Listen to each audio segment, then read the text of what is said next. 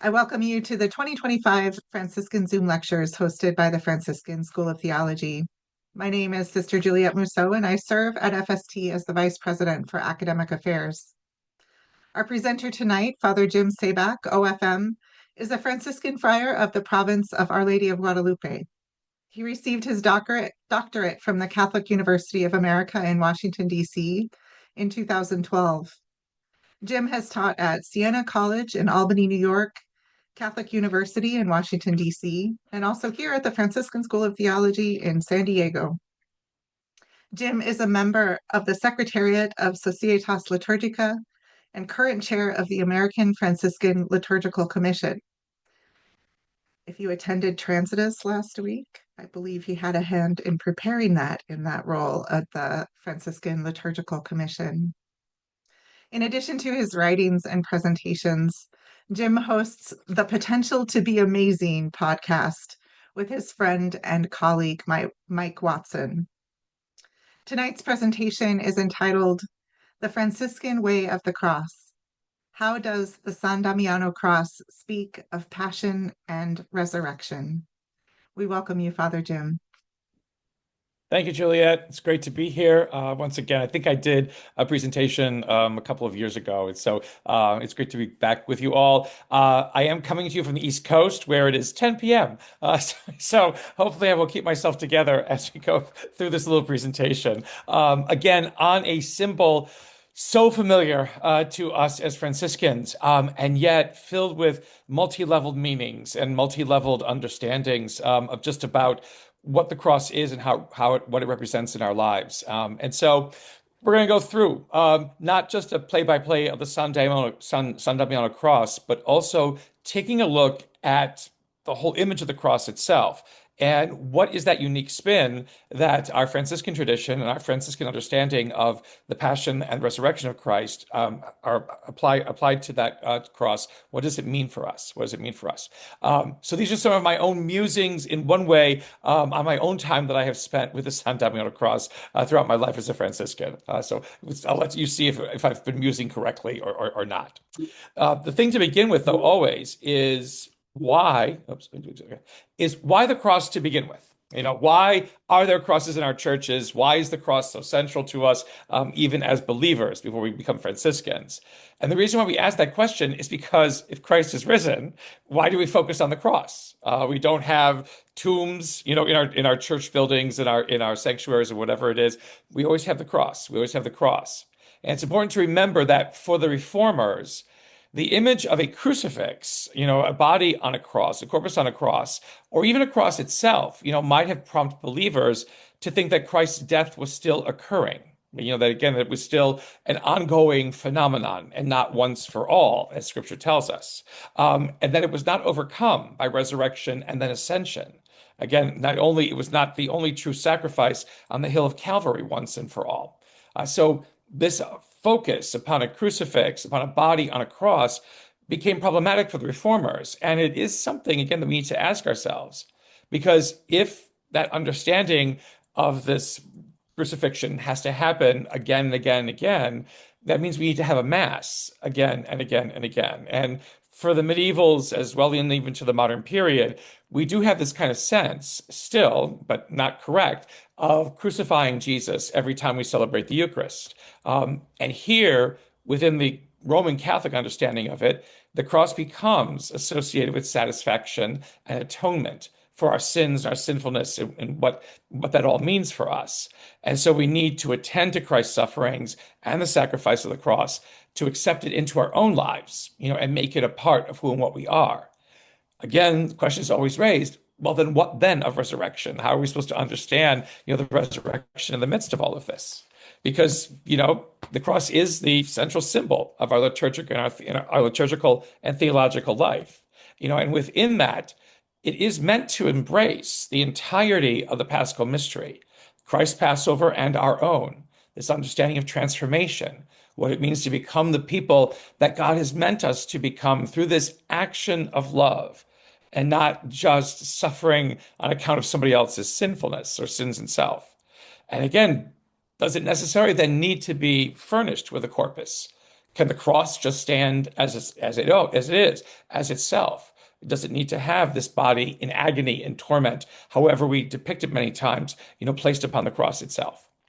And even furthermore, again, to associate ourselves, what is the difference between a cross and a crucifix?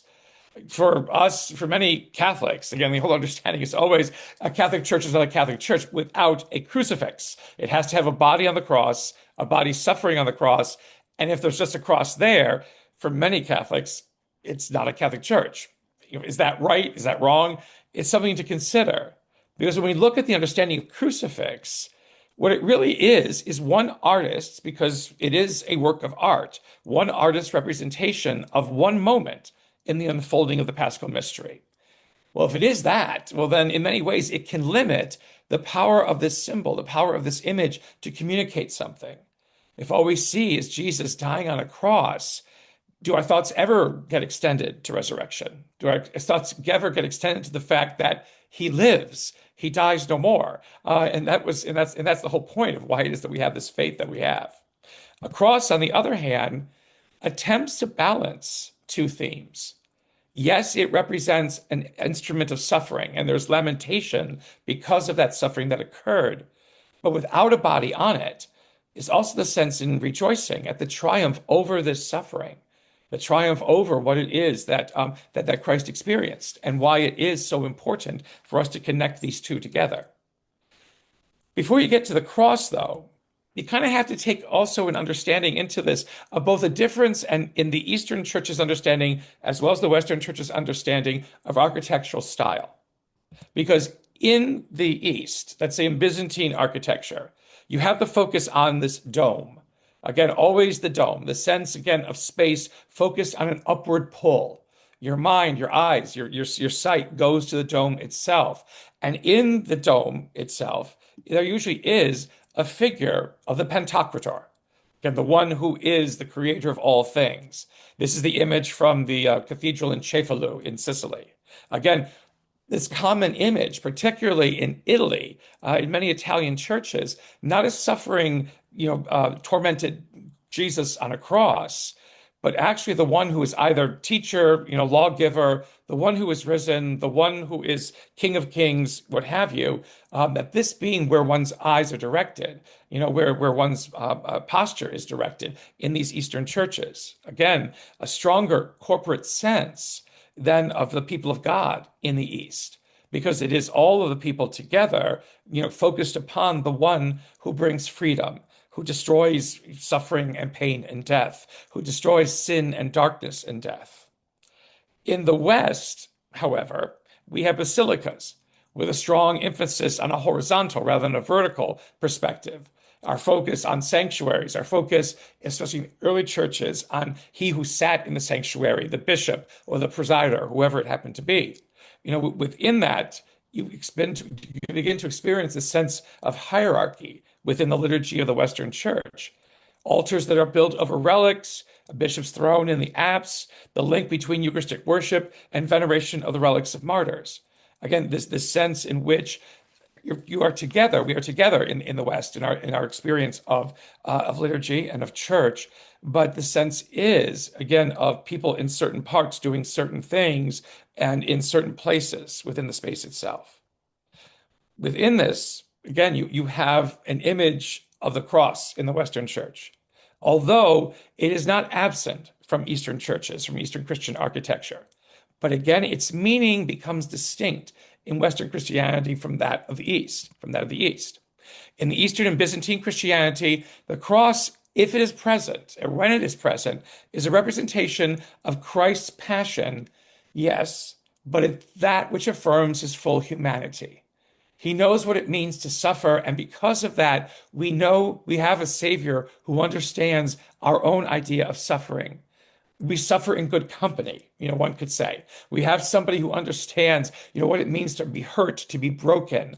Not a God in the clouds like the gods of mythology, who really didn't have any connection with humanity or understand anything about humanity. Here we have the King of Kings, the God of God, the Lord of Lords, who knows what it means to be broken, who knows what it means to be poured out, who knows what it means to be exhausted, again, and in pain and in suffering within that. In Western Christianity, though, it changes a little bit. The cross becomes a focus of the reconciling work of self-sacrifice, not regarded bad in itself, but becomes something, though, that has to be communicated, has to be imagined with a reality that embraces Christ's pain in graphic detail. And sometimes the more graphic you got, the better you got at depicting the cross, which, rationally, psychologically, whatever it is, this is not good. This is not, it's not a very good place to place ourselves in. What's even worse is that, good Anselm of Canterbury, in the 11th century, 12th century, writes Cur Deus Homo, why God became man. And for Augustine, for Anselm of Canterbury, it was basically to die for our sins. Christ dies for us when we should have died for our own sins. A very terrible theology, and yet a theology that is quite present again and again and again. And yet, look at the creed. Again, this bulky thing that we say after the homily is done. Thank God the homily is done. Now let's go on and say this tremendous statement over here. For us and for our salvation, he comes down from heaven. The Cur Deus Homo, the reason why God becomes human in the creed is something, again, Anselm does not seem to have been familiar with or read. For us and for our salvation, not for our sins, not because we should have died in his place and he dies because of us. It's because that we might know meaning and have meaning that can never be accomplished or achieved on our own. God becomes one of us in Christ to show us true meaning about ourselves. And again, that, if we remembered that, it would change the focus of what having a crucifix, a cross, in the apses of our churches, may mean for us, But you do have this understanding, though, of an incorporation of the cross into Christian art and worship. Again, as we move forward, in history.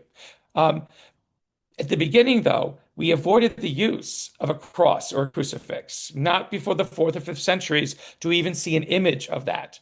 Even into the 6th century, there's very limited images of the cross. Again, there are pagan associations with crosses. Again, not to say the swastika was a cross, before it was adapted by Nazism and becomes another kind of a symbol. But the swastika was a very ancient sort of cross that had all kinds of mystical associations attached to it. But it was also an instrument of torture. And you didn't really want to pick that if you wanted to try and get people on board with Christianity. It wasn't, suffer on a cross like our Jesus did, become one like us. Doesn't work like that. Doesn't work like that. So avoidance of that. Within that also, again, if it does appear, it appears as a symbol or in a disguised form, that crux abscondia. Again, which was sometimes imagined by a trident or an anchor or a monogram. Kind of like this image over here. Again, it's a cross, yes, but it's a part of something more. Here you have this anchor one. Again, the great ship that is, the faith, that is the bark of Peter that the early Christian community is a part of, with Alpha and Omega attached to it.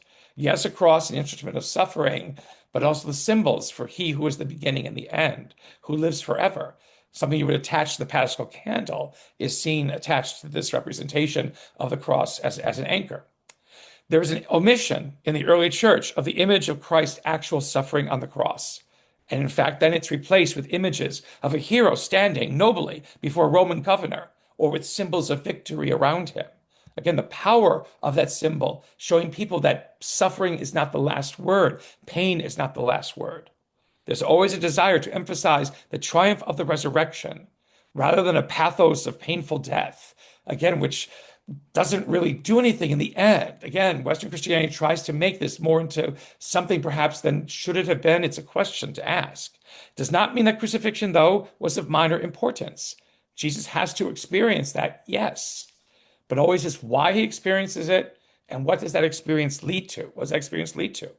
Again, Christ's passion on the cross is deemed too graphically disturbing or subject too holy to be appropriate for viewing.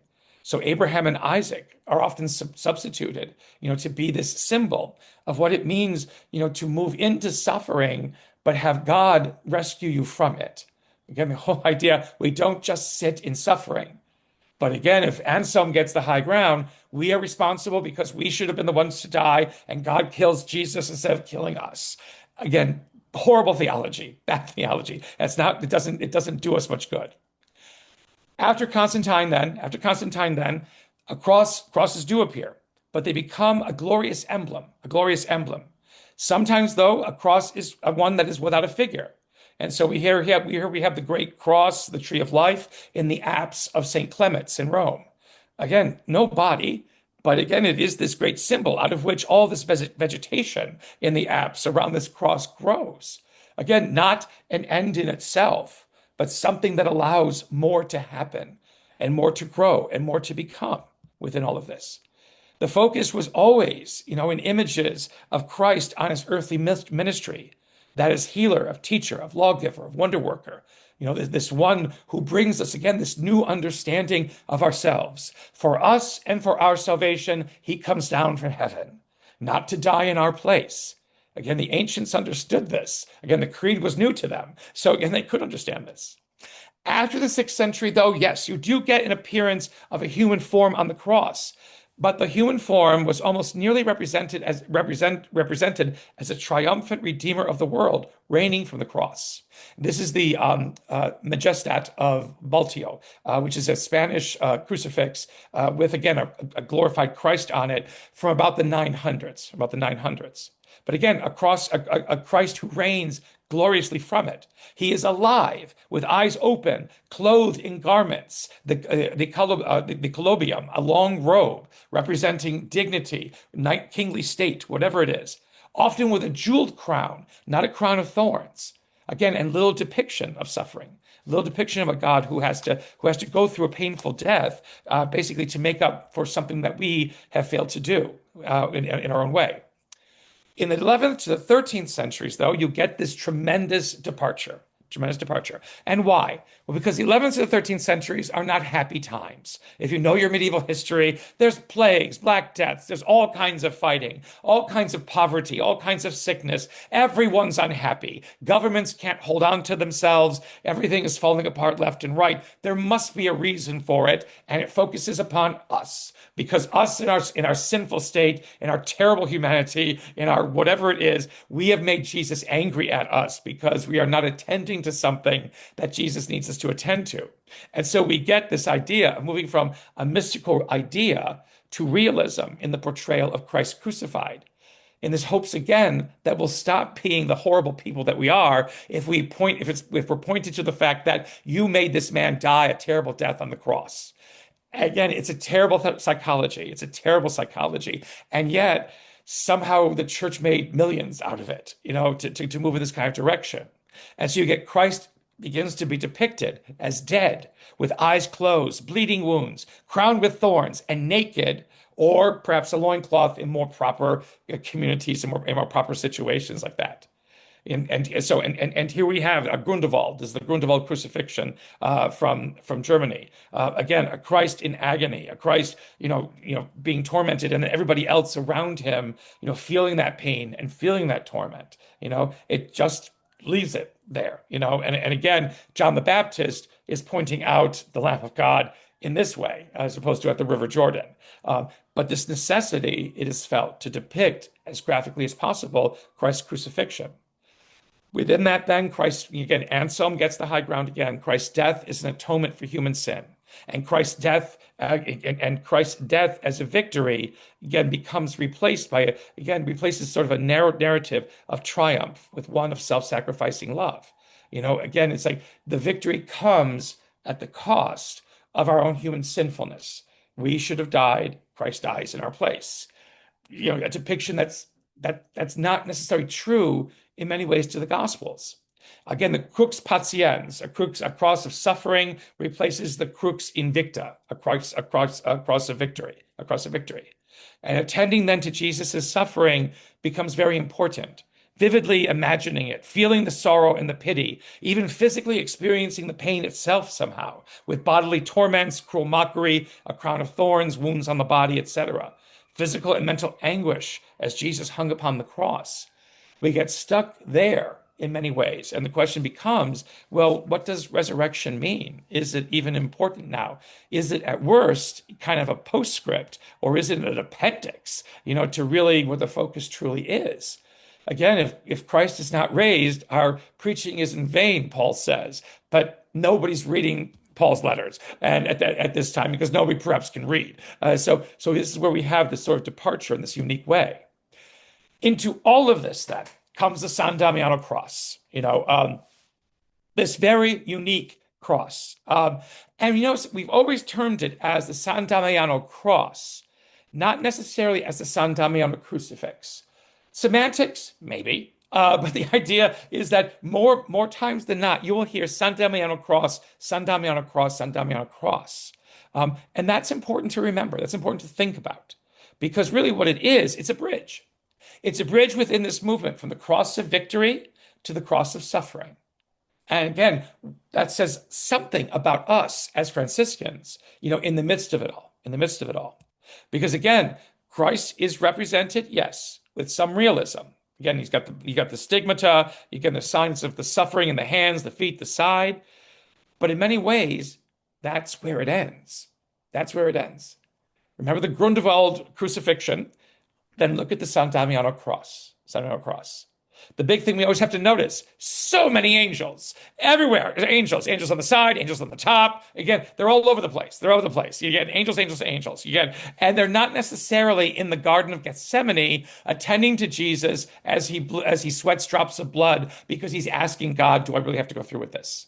Again, always the Garden of Gethsemane is that little kind of kicking point that we don't hear enough about. Jesus at the 11th hour is getting cold feet. And so what does that mean? What does that mean?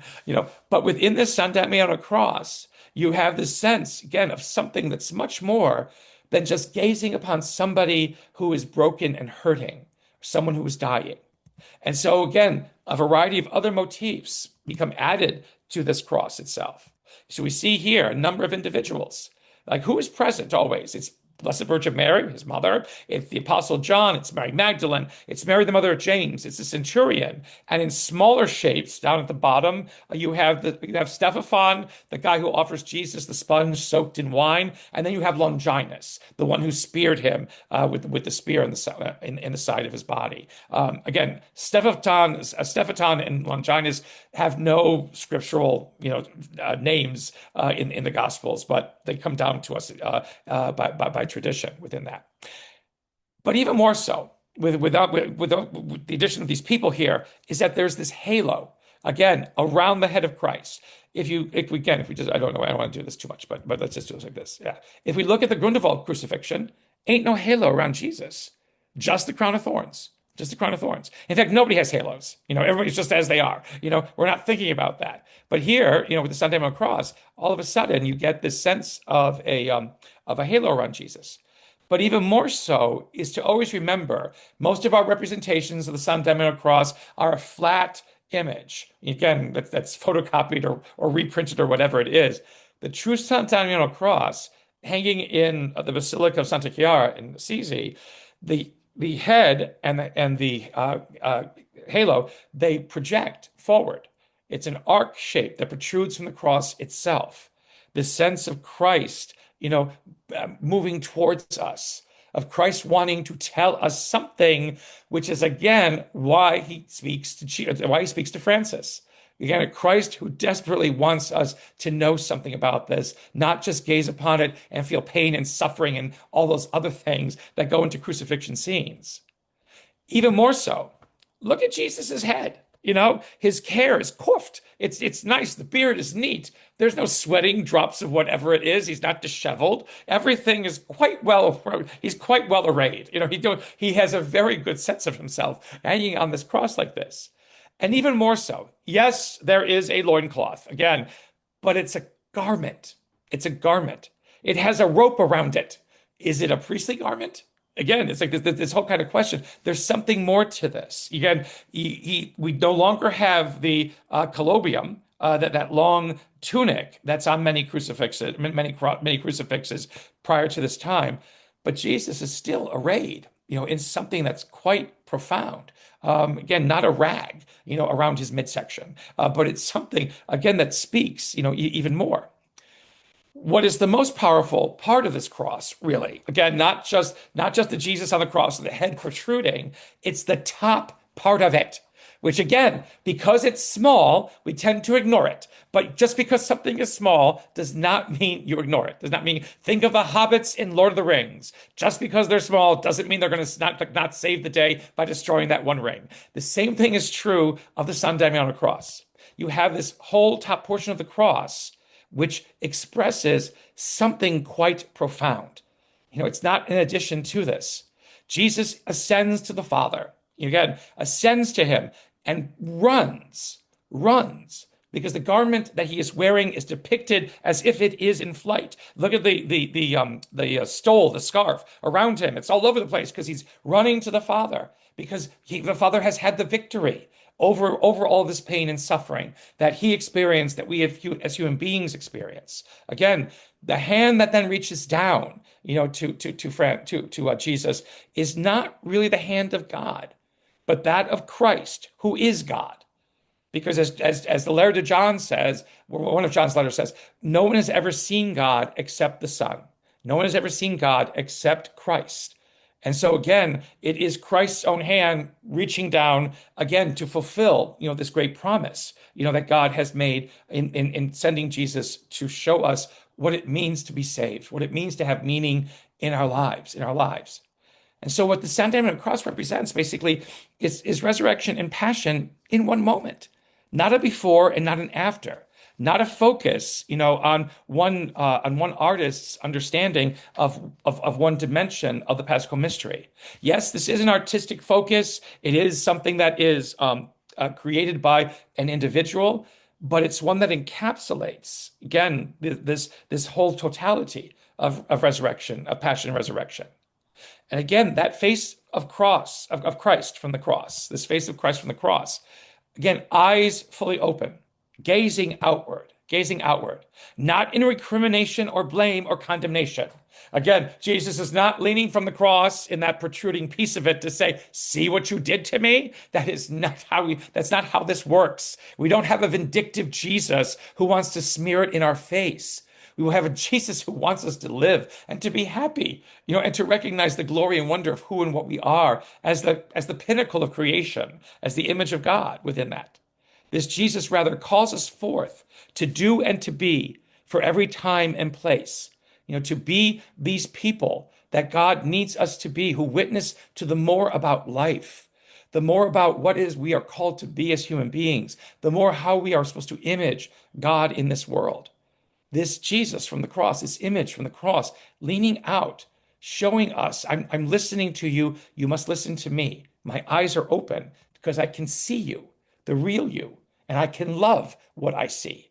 And because I love it, I want it to be put to the right, proper place. Francis may only have been able to grasp this partially.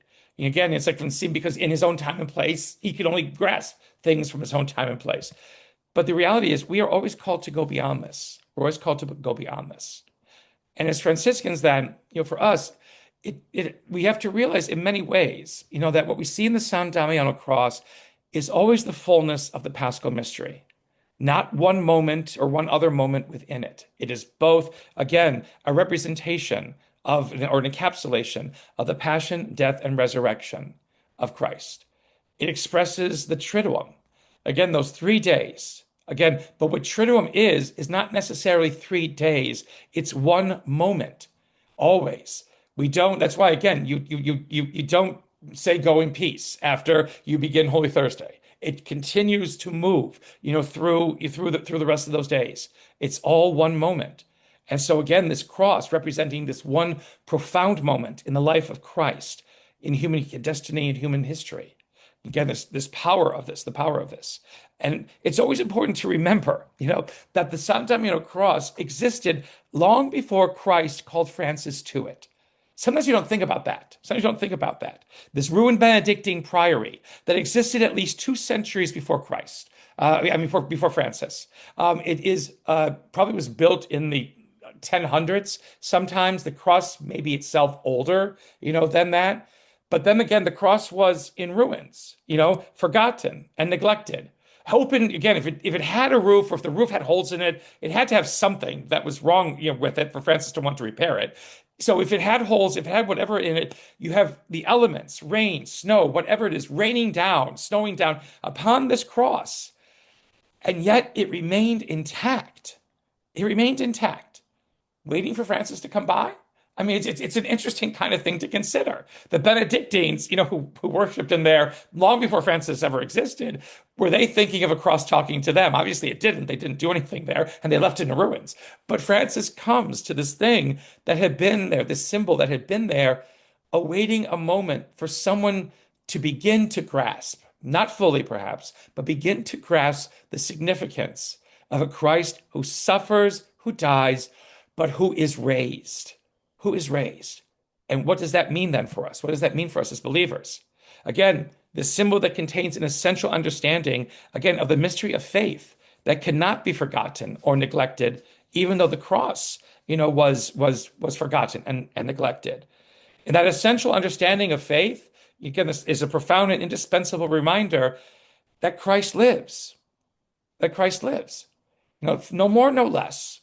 We have to remember that. If we don't, again, then our assemblies, don't mean anything. Our gathering together doesn't mean anything if Christ doesn't live. Our suffering doesn't mean anything if Christ doesn't live in the end. It becomes a stop in itself. Again, neither we nor our assemblies do not stop at death, because our symbols do not stop at death, particularly we as Franciscans. The church, unfortunately, can sometimes obscure or forget this very important aspect of our faith. Because sometimes there is, again, in a way, a control with not wanting to see the truth of all of this. But this does then is open up a forgotten dimension of our Franciscan charism, that all of us, who dare to embrace the Franciscan charism are meant to embody the Paschal mystery, all of it. Not just the suffering on a cross, not just, you get the pain and suffering, that was, but the fact that that Christ lives, that God lives, which asks us, to reassess why was it that Francis was so attached to the crucified? Was it because he just wanted to suffer with stigmata? It can't just be that. Because Francis was not a morose person. He was not a sad, sorry person. Who would be attracted to that? Nobody. But he was somebody who recognized something about love, in what Jesus is undergoing on that cross, and wanting to share in that, because love never dies. Love never dies. And that's what leads Christ to resurrection and new life. Francis perhaps couldn't put it in those same kinds of words, again, because of the context in which he lived. But that's the truth of this symbol. That's the truth of what this symbol means.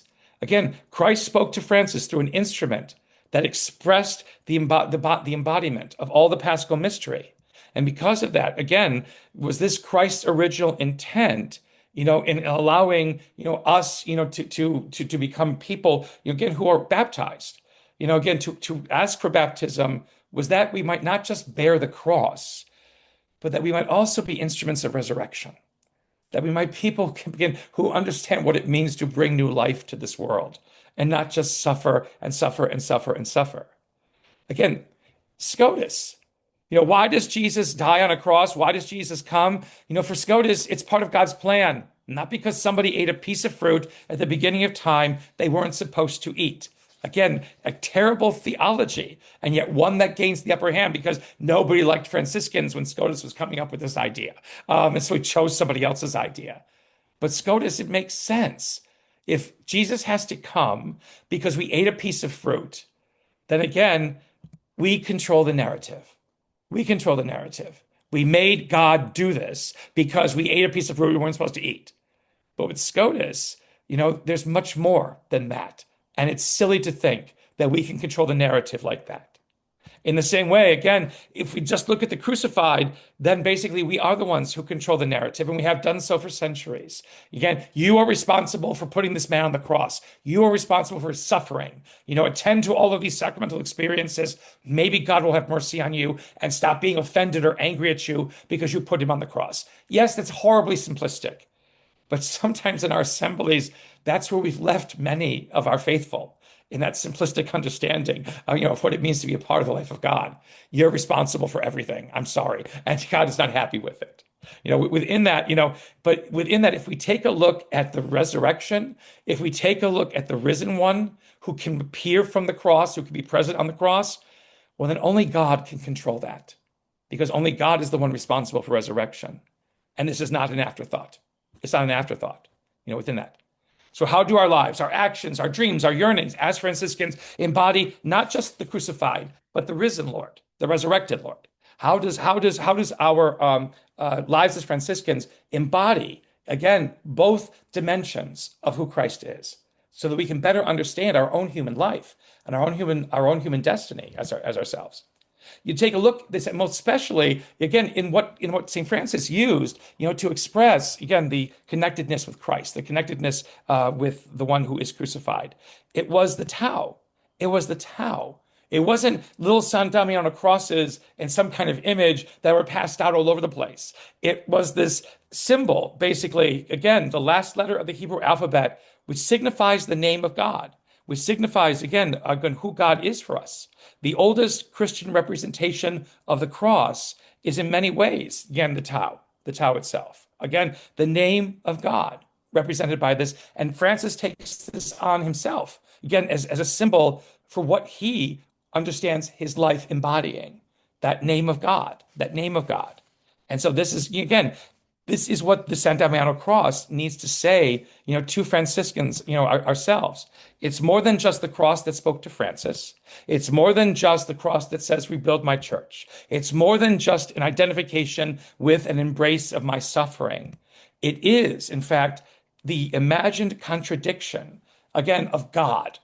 Because God is one big contradiction, no more, no less. That glory is not outdone by suffering, and that God is not afraid, to experience everything that we experience, especially sometimes the pain that we can inflict upon each other and upon ourselves. That contradiction that you see in the San Damiano Cross then unfolds further contradictions. Again, that, am I determined by fate? Am I determined only by an action or by a series of actions? Am I much more than my mistakes? Am I much more than my pain and my suffering? And the answer to that is yes, and yes, and yes, and yes again. Again, Francis, again, you look at his life, and again, it was a series of contradictions. Nothing to the rational mind, nothing to the rational human mind seemed to work for him. And again, at the end of his life, he is marginalized. At the end of his life, he becomes a figurehead. Maybe something that is a wisdom figure, maybe something that some people could find some kind of courage or confidence in imagining, but he was no longer governing. He was no longer in the midst of directing where this order was going. He was pushed to the side, broken, dead in many ways to the community. But yet, it's at that moment in his life that he composes the Canticle of Creation.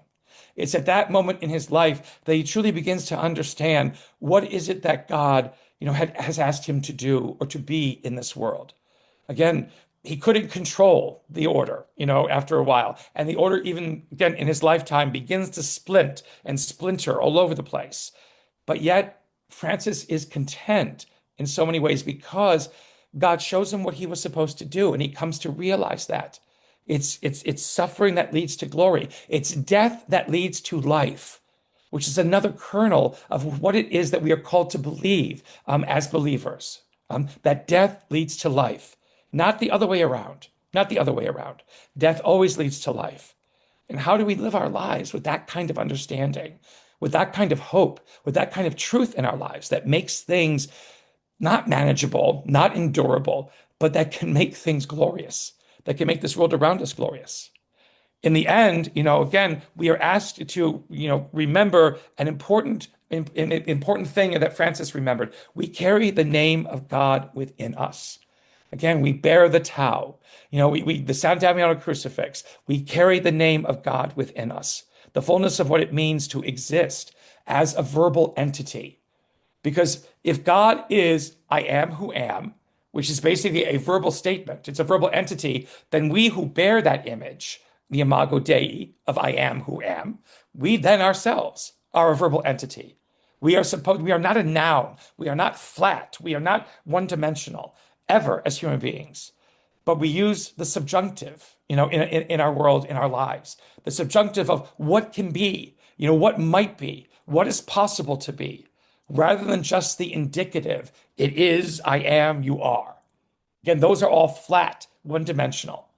But to carry this verbal entity of I am who am, to truly understanding bearing the Tao, to truly recognize the power of the San Damiano Cross as being the fullness of that Paschal mystery, we then become people who can perhaps imagine more for this world, imagine more for ourselves, imagine what our world is afraid of imagining because it distrusts that things can be different, that this can be possible, that it's not just a pipe dream or imagination, but this is the reality of a God who resides in contradictions, a God who speaks to Francis from the San Damiano Cross. Look at me. Do not be afraid, but see how I am not afraid. And because I am not afraid, neither should you be, because my life resides with a God who rescues, who redeems, and allows me to know the fullness of myself. And out of that fullness, allows me to be an instrument of peace, of love, of joy, of glory in this world.